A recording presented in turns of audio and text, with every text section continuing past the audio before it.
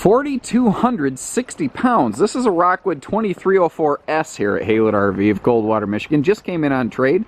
They were actually so happy with this Rockwood that they swapped up to a newer, updated Rockwood that's about 10 years newer. So that should give you an idea of their confidence level here. It's actually very interesting. This is sort of like the, this is the predecessor to what became the Murphy bed models that we know and love from Rockwood today. Whether Rockwood intended it or not, they built an RV that is fully turtle friendly. With the slide closed like you see it right now, you can still fully access the camper and you don't lose anything. You don't actually need the slide to make this camper work. It just makes it work a little better. You can still get to the bathroom, to the kitchen, to the refrigerator.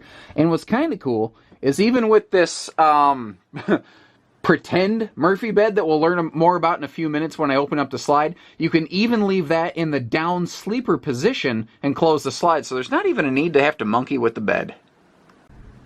Now, technically, this is an early generation Murphy bed. Rockwood really started making the first Murphy beds as we know them around 2010.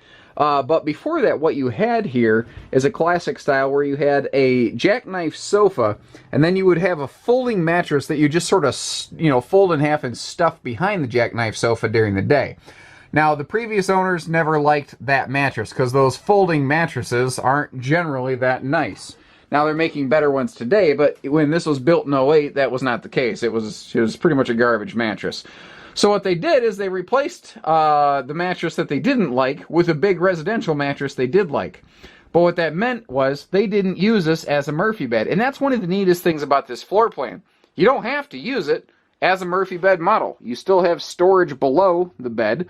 Now you see the foot of this sofa sticking out, no big deal. That blue foam block right there, that's nothing more than just a spacer to act as a bridge between the headboard area and this down here. Now, the reason the mattress we're looking at is brand new in a bag is because that is the mattress from the new Rockwood that they purchased here at Haylett RV. So you folks are enjoying the benefit of a brand new, in the bag, heated Rockwood mattress in this used Rockwood.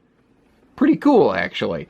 But again, if you want to use it as a half Murphy bed like it was originally intended, you just need to swap it out for a folding fabric hinged mattress, basically. So essentially, this is an open concept front walk around couples camper with a dinette slide on the side over here. Now, it's a couple years old. Actually, it's funny because you're like, oh, wait, man, that doesn't sound that old. Why is it, it's got a couple rough nicks and scratches on it. That's 10 years old. It doesn't sound like it, does it? It's 10, almost 11 years old, actually. It's crazy. So, generally speaking, most things seem to be okay. Now, things that really needed attention, the owners took care of. Like, one thing I noticed these little boards screwed to the headboard wall area here.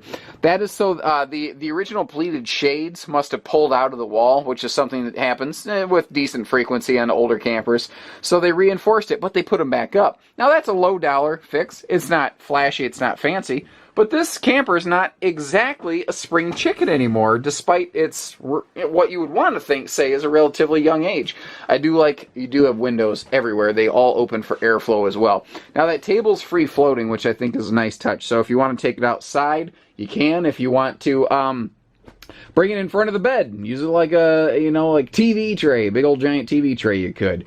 The entertainment's actually in a really smart spot on here, and this is something that Rockwood actually kind of brought back in their 2507 and 2509S current Murphy bed models. This is really, this is a hard predecessor to a 2507S the more that I look at it.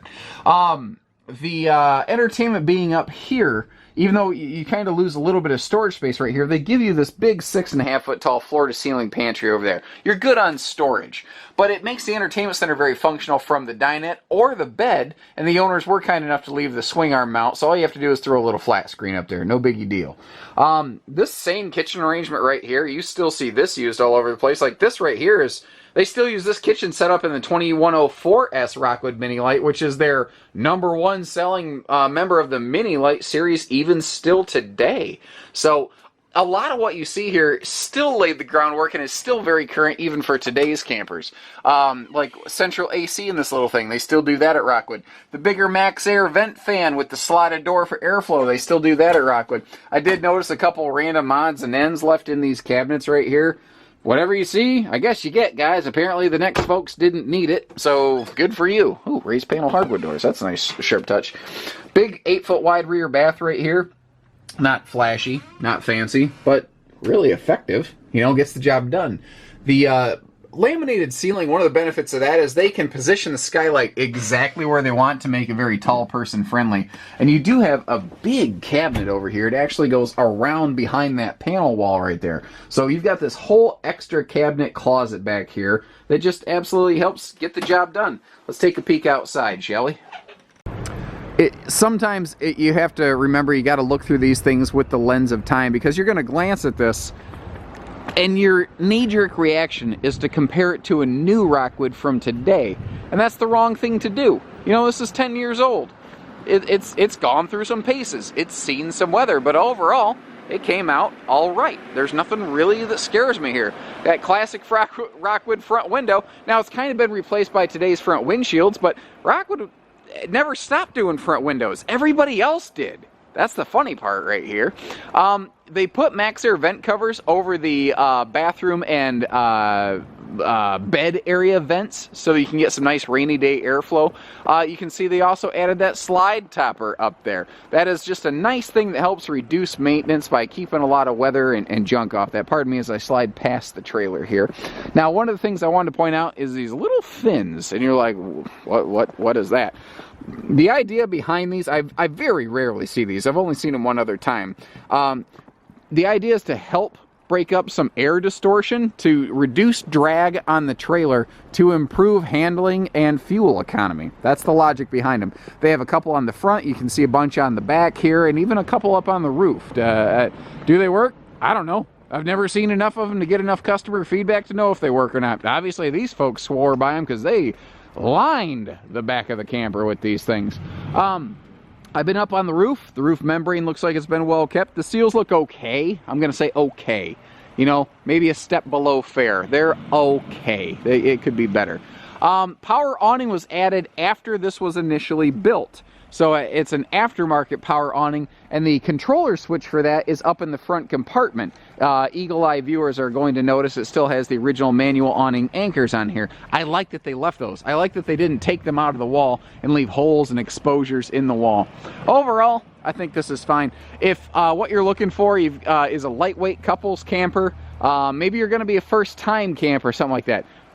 I think this camper will get the job done for you. I don't think you'd be really disappointed here. And in a couple years, once you get an idea what you like and dislike about camping, you'll have a really good idea of what you want for a second camper without, like, being way upside down and buried on a depreciation scale. It's 10 years old. It's already gone through the worst of that. You're basically looking at pretty static value, assuming you take care of it after this. So whether it's going to be your first one or just a casual use last one, I think you'll be all right, and very good for smaller tow vehicles.